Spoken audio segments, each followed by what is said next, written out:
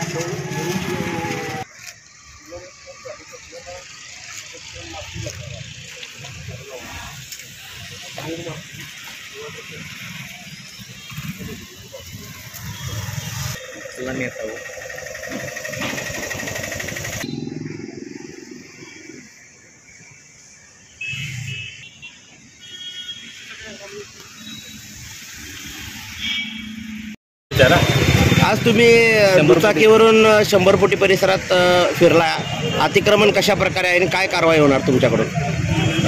या रस्त्यावर जे महानगरपालिकेच्या वतीने रस्त्याचे काम करण्यात आलं होतं त्याची पाहणी करण्यात आली आणि त्यामध्ये अजून जे अतिक्रमणचे विषय होते त्याची सुद्धा पाहणी करण्यात आली। रस्त्याच्या दोन्ही बाजूला थोडाफार प्रमाणात अतिक्रमण सापडलं आहे। त्याच्यामध्ये नियमाप्रमाणे कारवाई करण्याचे आदेशसुद्धा देण्यात आले, त्याच्यावर लगेच कारवाई करण्यात येईल। आणि अजून काही विषय आहे जिथे धोरणात्मक निर्णयाची गरज असेल तिथे महानगरपालिकेच्या वतीने सगळ्याची संमतीने सगळ्याचे संवाद साधून धोरणात्मक निर्णय काय घेता येईल आणि कसा आपल्याला हा 100 फुटी रस्ता लोकांसाठी मूवमेंटसाठी गाड्याच्या मूवमेंटसाठी मोकळा करता येईल त्याबद्दल सुद्धा निर्णय लवकरात लवकर घेण्यात येईल। अनेक गाड्या आहेत त्या महिने जागेवर थांबून आहेत आणि गॅरेजच्या गाड्या दररोज दुरुस्त होऊन जात असतात, मात्र अनेक गाड्या ज्या थांबून आहेत त्यांच्यावर कशा प्रकारे कारवाई असते? जे गाड्या एक कालावधी मतलब एक खूप दीर्घ कालावधीसाठी ते तिकडे उभे आहेत आणि ज्यांना कोणी चालवत पण नाही त्यांना उचलण्याचे निर्देश आम्ही अतिक्रमण विभागाला सांगितलं आहे। ते 1-2 दिवसात सगळे गाड्या उचलून घेऊन जातील आणि जे गॅरेजचे गाड्या आहेत त्याच्यासाठी जसं मी म्हटलो की जे आमच्याकडे सध्या नियम आहेत त्या नियमाप्रमाणे कारवाई करणार आहे आणि जिथे जिथे धोरणात्मक निर्णयाची गरज असेल तिथे धोरणात्मक निर्णय त्याबद्दल घेण्यात येणार आहे। ठेकेदाराने हा रस्ता बनवताना निकृष्ट पद्धतीचं मटेरियल वापरलेलं असा आरोप काही सामाजिक संघटनांकडून आतापर्यंत झालेला आहे, त्यासंदर्भात तुम्हाला तसं काही जाणवलं का?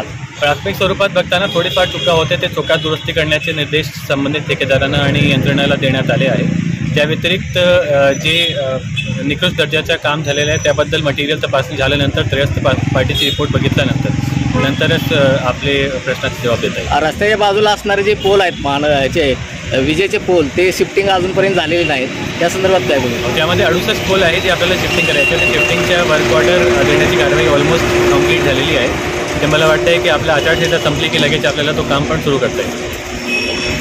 आमच्या चॅनलला लाईक आणि सबस्क्राईब करायला विसरू नका।